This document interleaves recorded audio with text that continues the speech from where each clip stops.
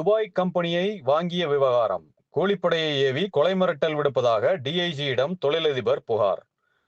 Dubai நகரில் விலைக்கு வாங்கிய கம்பெனி விவகாரத்தில் சமூக வலைதளங்களில் அவதூறு பரப்பி கொலை மிரட்டல் விடுப்பதாக தென்காசி மாவட்டத்தை சேர்ந்த தொழிலதிபர் நெல்லை சரக டிஐஜி அலுவலகத்தில் புகார் அளித்தார். தென்காசி மாவட்டம் கிளாங்காடு பகுதியைச் சேர்ந்தவர் முத்துராமலிங்கம். இவர் நெல்லை சரக டிஐஜி அலுவலகத்திற்கு வந்து புகார் மனு ஒன்றை அளித்தார். பின்னர் அவர் செய்தியாளர்களை சந்தித்து பேசினார்.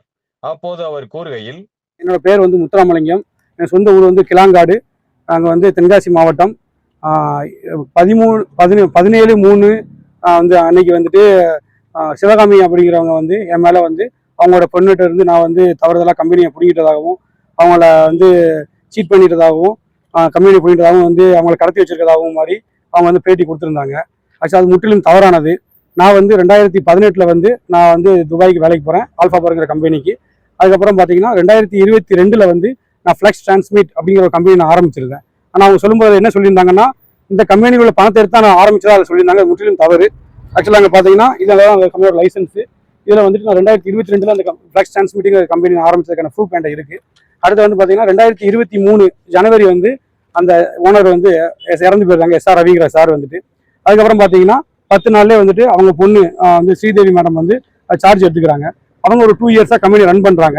அங்கே நிறைய கடன் சுமை காரணமாகவும் கம்பெனியை மேற்கொண்டு அவங்களால பணம் போட முடியாத சூழ்நிலைனாலும் அவங்க என்ன பண்ணுறாங்கன்னா, கம்பெனியை சேல்ஸ் பண்ணுறதுக்காண்டி அவங்க ரெடி பண்ணுறாங்க.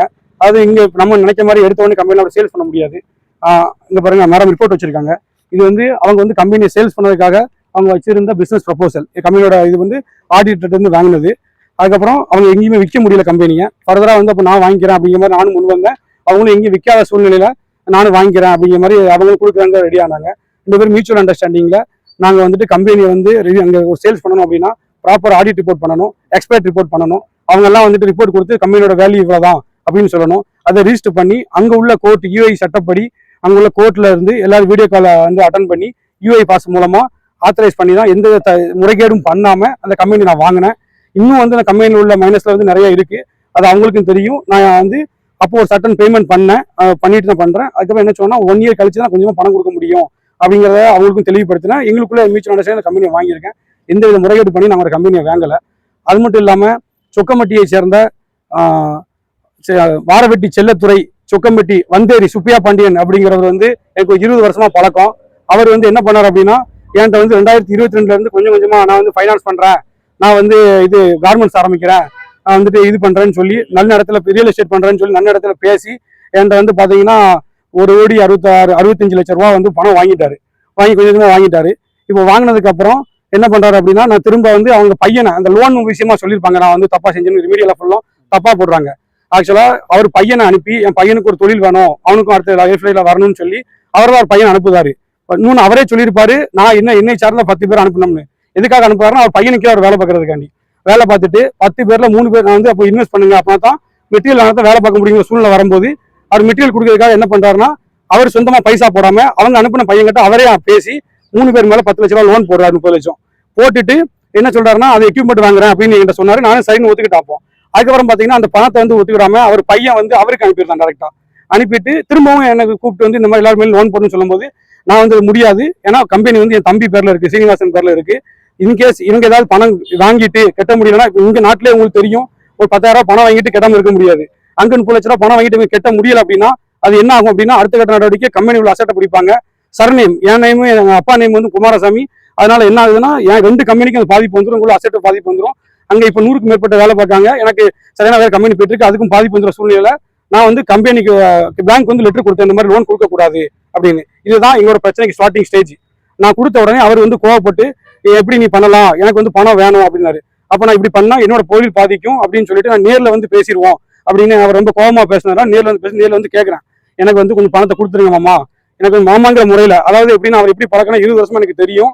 எங்க அப்பாவை விட அவர் மேல பெரிய ஸ்தானத்துல வச்சிருந்தேன். என் சொந்த தம்பி கல்யாணத்துல அவர் தாய்மாங்கிற பேரை அவர் பேரை நான் போட்டிருந்தேன். ரொம்ப இணக்கமானவர் இருந்தாரு. அப்படிதான் என்னை நம்பிக்கையின் அடிப்படையில ஏமாத்தினாரு. முழுக்க முழுக்க அவர் என்ன சொன்னார், அவர் விழுந்து சாவுனா செத்துருவேன், அந்த அளவுக்கு அவர் மேல அன்பு வச்சிருந்தேன். அந்த அன்பை அதை ஆயுதமா பயன்படுத்தி என்னை முழுமையா மோசடி பண்ணிட்டாரு. இப்ப பாத்தீங்கன்னா, நான் பணம் கேட்க போகும்போது என்னை துப்பாக்கிட்டு சுட்டுருவேன் அப்படின்னு சொன்னாரு. என்னோட ஒய்ஃப் இந்த மாட்டு சமூகத்தை சேர்ந்தவங்க, அதனால மாற்று சமுதாய தலைவரை பேரை தவறா பயன்படுத்தி என்னைய வந்து நான் கொலை பண்ணிடுவேன், நீ வந்து பேசணும் வந்து அப்படிங்கிற மாதிரி எனக்கு வந்து சொல்றாரு. நான் அதை போட்டு காமிக்கிறேன் உங்களுக்கு. தனியா அனுப்பி விடுறேன். ஆமாண்ணா. ஆமா, இப்ப நான் அதுக்கு எனக்கு வந்து டிஐஜி சார்ட் வந்து கம்ப்ளைண்ட் கொடுத்துருக்கேன். ஆமா ஆமாண்ணா, அதுக்கு வந்து அவங்க பொண்ணே கூட வந்திருக்காங்க, அவங்க உங்களுக்கு பதில் சொல்லுவாங்கண்ணா. என்ன நீங்க இதனால அவங்ககிட்ட கேட்டுக்கலாம் நீங்க. என் பேர் முத்துராமலிங்கம். என் பேரு ஸ்ரீதேவி. என் ஊர் திருச்சி. 17ஆம் தேதி வந்து எங்க அம்மா பேட்டி கொடுத்திருந்தாங்க. இந்த மாதிரி முத்துராமலிங்கம்ன்றவர் வந்து என்னை கடத்தி வச்சுட்டு இந்த கம்பெனி எழுதி வாங்கிட்டாங்க அப்படின்ட்டு. அது வந்து தவறான செய்தி. அதை யாரும் நம்ப வேண்டாம். ஏன்னா இப்போ எங்க அப்பா வந்து 22 ஜனவரி 2023 இறந்து போயிட்டாரு. அதுக்கப்புறம் நான் தான் அந்த கம்பெனியை டேக் ஓவர் பண்ணி நடத்திட்டு இருக்கேன். 2 வருஷம் நான் நடத்தினேன். ஆனா அதுல வந்து கடன் ரொம்ப ஜாஸ்தியா இருந்துச்சு. அப்பா இறந்து போற டைம்லயே பாத்தீங்கன்னா கடனா தான் இருந்துச்சு. அப்புறம் என்னால மேற்கொண்டு அதுல பணம் வந்து இன்வெஸ்ட் பண்ண முடியல. அதனால நான் என்ன பண்றேன்னா, இவர்கிட்ட நான் இன்வெஸ்டர் தேடி பார்த்தேன். எனக்கு யாருமே கிடைக்கல. ஏன்னா நான் எதிர்பார்த்த ரேட்டுக்கு யாருமே வாங்கிக்க ரெடியா இல்லை. அதனால நான் வந்து இப்போ மூடிடலாமான்னு கூட நான் யோசிச்சேன். அப்போ இவங்க வாங்கிக்கிறேன் அப்படின்னு வந்து என்னை அப்ரோச் பண்ணாங்க. நான் சரி ஓகே அப்படின்னு சொல்லிட்டு நாங்க எல்லாமே யூஏ சட்டப்படி நாங்க வந்து கம்பெனியை வித்துட்டோம். வித்தது வந்து பாத்தீங்கன்னா மார்ச் 5ஆம் தேதி 2025 நான் வித்துட்டேன். இது வந்து என்னைய வற்புறுத்தியோ எனக்கு என் இஷ்டம் இல்லாமலோ அவங்க வந்து வாங்க கிடையாது. நான் வந்து எனக்கு விருப்பப்பட்டு தான் நான் எழுதி கொடுத்துருக்கேன். ஸோ எங்க அம்மா சொல்றது வந்து தவறான செய்தி, அதை நம்ப வேண்டாம். அம்மா சொல்றாங்க நீங்க தான் வந்து முழுக்க அவங்க ஃபோன் பண்ணி பேசுற மாதிரியும் சொல்லுவாங்க. கம்பெனி வந்து மிரட்டிட்டாங்க, கம்பெனி மிரட்டி வாங்கிட்டாங்கன்னு வச்சுட்டாங்க சொல்லி நீங்க சொன்னதா அப்படியே கொடுத்துருக்காங்க பேட்டி. இல்ல அவங்க வந்து அது வந்து அப்ப பொய் சொல்லியிருக்காங்கன்னு நினைக்கிறேன். ஏன்னா வந்து நான் எதுவுமே அவங்கள்ட்ட பேசுறது இல்லை. அவங்கள்ட்ட கான்டாக்ட்ல கூட நான் இல்லை. இந்த பிரச்சனை, சொத்து பிரிக்கிற பிரச்சனை எல்லாத்துலயுமே அவங்க வந்து என்கிட்ட பேசுறதை நிறுத்திட்டாங்க. இல்ல உங்க அம்மா என்னன்னா 2007 நானே என் கணவர் சேர்ந்து ஆரம்பிச்சேன். 2016 நான் பிள்ளைங்க படிப்புக்காக ஒரு தமிழகம் வந்துட்டேன். ஆனா அதுக்கப்புறம் கம்பெனி அவங்க ரன் பண்ணிருந்தாங்க. 2023 கணவர் இறந்ததுக்கு அப்புறம் வந்தவங்க வந்து கம்பெனி வந்து என் பொண்ணு வந்து ஏமாத்தி கம்பெனியை வாங்கிட்டாங்க அப்படிங்கறத பொண்ணு டெய்லி வந்து ஃபோன் போட்டு அழுதாங்க. இல்ல நான் வந்து பாத்தீங்கன்னா அப்பா இறந்ததுக்கு அப்புறம் சொத்து பிரிக்க எங்க வீட்டுல எல்லாருக்கும் என் தங்கச்சி 2 பேர், ஒருத்தர் தம்பி ஒருத்தர், எங்க அம்மா 4 பேர் வாரிசுகள் எங்களுக்கு சொத்து பிரிச்சோம். சொத்து பிரிக்கும் போது எங்க அம்மாவுக்கு வந்து எங்க அம்மாவுக்கும் எங்களுக்கும் கொஞ்சம் பிரச்சனைகள் வந்துருச்சு அந்த விஷயத்துல. ஸோ அப்போ வந்து என்ன பண்ணாங்கன்னா, எனக்கு வந்து அப்பாவோட சொத்து இங்க இந்தியாவில் இருக்கிறது கொஞ்சம் பிரிச்சு கொடுத்துட்டு கம்பெனி, நான் எலக்ட்ரிக்கல் இன்ஜினியரிங் தான் படிச்சிருக்கேன். அதனால இது எலக்ட்ரிக்கல் இன்ஜினியரிங் சம்மந்தப்பட்ட கம்பெனின்றனால எனக்கு அந்த கம்பெனியை பிரிச்சு கொடுத்தாங்க, நீ பாத்துக்கோ அப்படின்னு சொல்லிட்டு.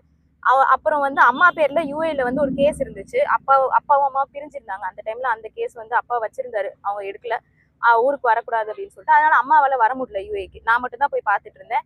அந்த டைம்ல எல்லாரும் என்ஓசி கொடுத்து தான் என் பேர்ல வந்து கம்பெனியை மாத்துனாங்க. எல்லாமே யூஏ சட்டப்படி நாங்க வந்து அட்டஸ்ட் பண்ணியிருக்கோம். இந்தியாலையும் அட்டஸ்ட் பண்ணி வாங்கியிருக்கோம், யூஏலையும் அட்டஸ்ட் பண்ணி தான் வாங்கியிருக்கேன். கம்பெனியை வாங்கிட்டு என்னால் நடத்த முடியல, நஷ்டமாகுதுன்னு சொல்லிட்டு நான் வித்துடுறேன். எங்க அம்மாவுக்கு பங்கு இல்லை.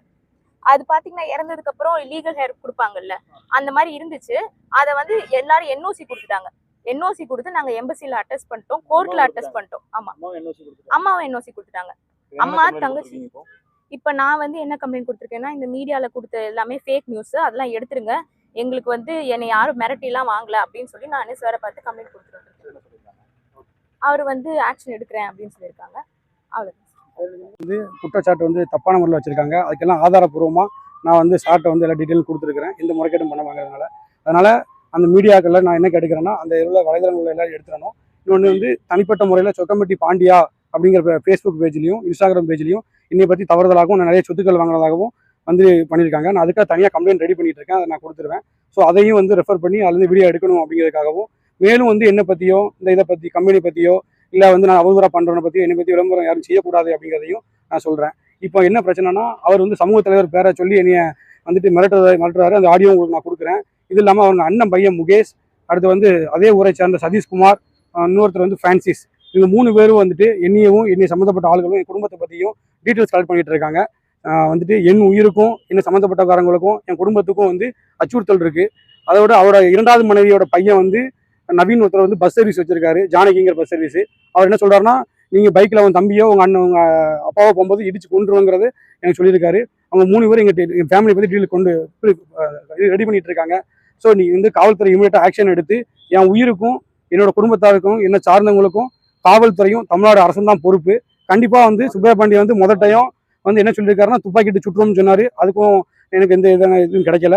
2வது கூலிப்படைச்சு கொலையை ட்ரை பண்ணாரு, அதுக்கும் கிடைக்கல. இதுக்காவது நீதி கிடைக்கும்னு நான் நம்புறேன். அதனால எனக்கு என்னோட உயிருக்கும் என் குடும்பத்தோட உயிருக்கும் எந்த பாதிப்பினாலும் அது வந்து தமிழ்நாடு அரசும் தமிழ்நாடு காவல்துறையும் தான் அதை வந்து காப்பாற்றணும் அப்படின்னு கேட்டுக்கிறேன். ரொம்ப நன்றி.